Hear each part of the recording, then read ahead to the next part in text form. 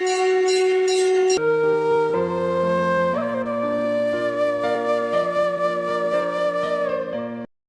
गांव में नन्हे नाम का मूर्ति बनाने वाला अपनी पत्नी कामिनी के साथ रहता था। नन्हे बहुत ही अच्छी मूर्तियां बनाता था। उसकी सभी मूर्तियां बनते ही बिक जाती थी। एक दिन नन्हे अपनी दुकान पर बैठा मूर्ति बना रहा होता है। तभी वहाँ एक साधु आते हैं। अरे बेटा, मुझे एक शिव भगवान की मूर्ति दे दो।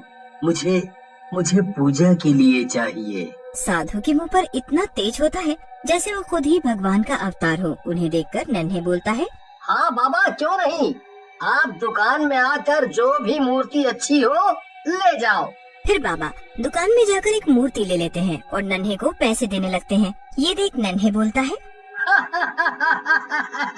अरे बाबा, आप ये क्या कर रहे हैं?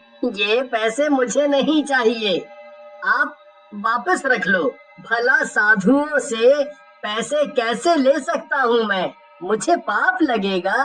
तू बहुत ही अच्छा इंसान है बेटा। भगवान तुझे हमेशा खुश रखे और हर बुरी बला से बचाए। ऐसा कहकर साधु बाबा वहाँ से चले जाते हैं। एक रात नन्हे साइकिल पर अपनी दुकान से वापस घर आ रहा होता है। तभी नन्हे की साइकिल की टायर पंचर हो जाती है। नन्हे साइकिल से उतर जाता है। अरे आज तो बहुत ही ज्यादा रात हो गई है। ये रास्ता तो बहुत ही ज्यादा खतरनाक है। ऐसा कहकर नन्हे पैदल ही घर की ओर चल पड़ता है। तभी उसे एक लड़की की आवाज सुनाई देती है, बचाओ बचाओ, ये मेरी गर्दन काट रहे हैं, मुझे बचाओ, मुझे बचा लो। नन्हे आवाज सुनकर घबरा जाता है और साइकिल छोड़कर भागने लगता है। नन्हे भागते भागते घर पहुंच जाता है। नन्हे को यूं हफ्ता देख कामिनी बोलती है, क्या हुआ जी, आप ऐसे क्यों हाफ रहे हो? इतना तो तुम तब भी नहीं हाफे थे जब मेरे भाई तुम्हें पीटने के लिए ढूंढ रहे थे। कामिनी की बात सुनकर नन्हे को गुस्सा आ जाता है और वो गुस्से में बोलता है, तुझे तो बस तार दिखाना आता है। अरे मेरे पीछे चुड़ैल पड़ गई थी डायन। अगर मैं नहीं भागता तो वो मुझे मार डालती, समझी? नन्हे की बात सुनकर कामिनी हंसती है और बोलती है, अच्छा तुम्हारे जैसे के पीछे भी लड़कियां पड़ती हैं। चलो अब मुझे मत बनाओ, चलो चलो चलकर खाना खा लो। फिर नन्हे और कामिनी खाना खाकर सो जाते हैं। नन्हे डर की वजह से अब रोज जल्दी घर चला जाता था, लेकिन एक दिन नन्हे को फिर से देर हो जाती है। नन्हे उसी जंगल के रास्ते घर वापस आ रहा होता है। तभी उसे वही आवाज सुनाई देती है, बचा लो मुझे, ये मेरी गर्दन काट रहा है, बचा लो मुझे। ये तो वही आवाज है। लगता है इस चुड़ैल की गर्दन अभी तक नहीं कटी और ये मेरी गर्दन काट कर ही मारेगी। इससे पहले ये कुछ करे, मुझे यहाँ से भाग लेना चाहिए। ऐसा कहकर नन्हे जोर जोर से साइकिल के पैडल मारने लगता है, लेकिन उसकी साइकिल वही उसी जगह पर रुक जाती है। इससे पहले नन्हे कुछ समझ पाता, उसके सामने एक सर कटी चुड़ैल आकर खड़ी हो जाती है। उसके हाथों में उसका सर होता है। वो नन्हे से बोलती है, मैंने तुझे कितनी आवाजें दी लेकिन तू मेरे पास नहीं आया। ये देख, वो शैतान मेरी गर्दन काट कर चला गया, लेकिन ये सर जुड़ सकता है, तो इसे उठाकर मेरी गर्दन पर रख दे। लेकिन चुड़ैल को देखकर नन्हे डर के मारे बेहोश हो जाता है। चुड़ैल नन्हे को देखकर बोलती है, ये सब लोग इतना घबरा क्यों जाते हैं मुझे देखकर? मैं तो सिर्फ इन्हें अपना सर जोड़ने को बोल रही हूँ। अगले दिन बेहोश पड़े नन्हे को गोपी नाम का गांव वाला देखता है और बोलता है, अरे ये तो नन्हे हैं, लेकिन ये यहाँ क्यों सो रहा है? लगता है इसकी पत्नी ने इसे घर से भगा दिया है। गोपी की बात सुनकर उसके साथ खड़ा छुट्टन बोलता है, अरे गोपी भैया, ये नन्हे बेहोश है, समझे? सो नहीं रहा, तुम इसके पास ठहरो, हम इसकी पत्नी और गांव वालों को बुला कर लाता हूँ। वाह, कामिनी भाभी सुंदर है, तो अकेले ही जाओगे?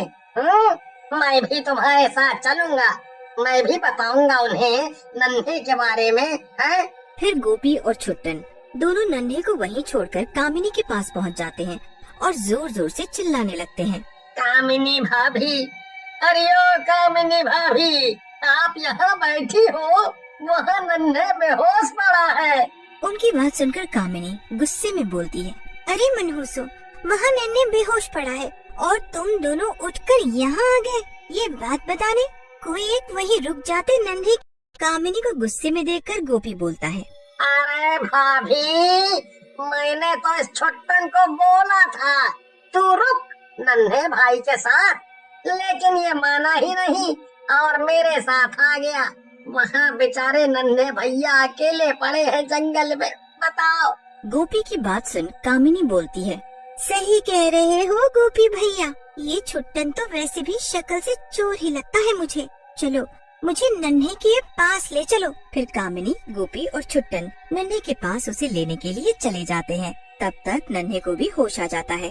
कामिनी नन्हे के पास जाकर पूछती है, क्या हुआ जी, आप बेहोश कैसे हो गए? रोटी तो सही से खाई थी ना आपने?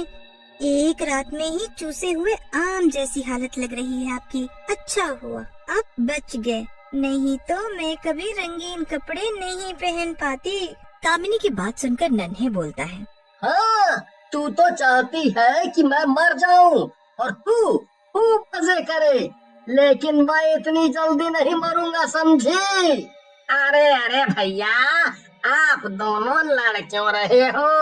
अरे लड़ो मत और बताओ आप बेहोश कैसे हो गए? फिर नन्हे उन तीनों को अपने साथ हुई घटना के बारे में बताता है, जिसे सुनकर छुट्टन हंसने लगता है और बोलता है,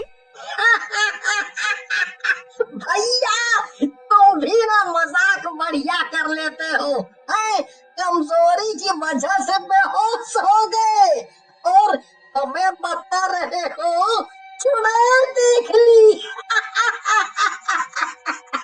नन्हे उन तीनों को यकीन दिलाने की बहुत कोशिश करता है, लेकिन वो तीनों उसकी कोई बात नहीं मानते। फिर नन्हे बीमार हो जाता है और कई दिनों तक घर से नहीं निकलता। एक दिन कामिनी नन्हे के पास आती है और बोलती है, अजी सुनते हो, गांव वाले आज बातें कर रहे थे कि गांव में कोई सरकटी चुड़ैल घूम रही है और लोगों को मार भी रही है। कामिनी की बात सुनकर नन्हे हंसने लगता है और बोलता है, देखा, मैं जब कह रहा था तब किसी को यकीन नहीं आ रहा था, अब आया मजा। मैंने सच में चुड़ैल देखी थी। हाँ ठीक है, तुमने देखी थी मान गई, लेकिन कहीं वो चुड़ैल हमें भी न मार डाले। मुझे तो बहुत डर लग रहा है, अब कहीं वो हमारे घर न आ जाए। फिर उसी रात जब कामिनी और नन्हे अपने घर में सो रहे होते हैं, तभी घर के दरवाजे पर जोर जोर से दस्तक होती है। शोर सुनकर कामिनी उठ जाती है। अब कौन आ गया इतनी रात को यहाँ? मुझे लगता है इन्हीं का कोई रिश्तेदार होगा। जब से बीमार हुए हो ये घर तो होटल ही बन गया है। कामिनी गुस्से में बड़बड़ाती हुई दरवाजा खोल देती है। उसके सामने वही सरकटी चुड़ैल अपना सर पकड़कर खड़ी होती है और बोलती है, मेरा सर जोड़ दो, ये सर किसी ने काट दिया है। चुड़ैल को देखकर कामिनी डर के मारे जोर जोर से चिल्लाने लगती है, बचाओ बचाओ, चुड़ैल आ गई है, बचाओ। लेकिन चुड़ैल कामिनी को अपने कंधे पर लाद लेती है और वहाँ से जाने लगती है। कामिनी की चीख पुकार से नन्हे की भी नींद खुल जाती है और वो बाहर आ जाता है। चुड़ैल को जोर से धक्का देता है, लेकिन चुड़ैल को कुछ भी फर्क नहीं पड़ता और वो नन्हे की तरफ घूमकर बोलती है, तेरी पत्नी मेरे कटे सर को जोड़ देगी और अगर नहीं जोड़ पाई तो मैं इसे मार दूंगी। फिर चुड़ैल घूमकर वापस जाने लगती है, लेकिन नन्हे वहाँ पड़े एक डंडे से चुड़ैल के पैरों पर जोर से वार करता है। चुड़ैल वहीं गिर जाती है, उसके हाथों से कामिनी छूट जाती है। तेरी इतनी हिम्मत कि तू मुझे मारेगा, मैं तेरी जान ले लूंगी, समझा? आज तेरी मौत पक्की है, समझ ले। ऐसा कहकर चुड़ैल नन्हे को गर्दन से पकड़ लेती है और गला दबाने लगती है। आया मजा, मेरे ऊपर हमला करने चला था, अब तुझे कोई नहीं बचा सकता। अपनी मौत को सामने देख नन्हे भगवान शिव के नाम का जाप करने लगता है। ये देख चुड़ैल बोलती है, तुझे कोई नहीं बचा सकता, अब समझा तू? लेकिन वहाँ एक त्रिशूल आता है और चुड़ैल की छाती में आकर लग जाता है। चुड़ैल नीचे गिरकर मर जाती है और चारों तरफ धुआं ही धुआं हो जाता है। धुएं के बीच में नन्हे को वही साधु त्रिशूल पकड़े हुए दिखते हैं। आप खुद आए थे इस भक्त के यहाँ, मैं तो धन्य हो गया। तभी वहाँ से धुआं छटने लगता है और वो साधु भी मुस्कुराते हुए गायब हो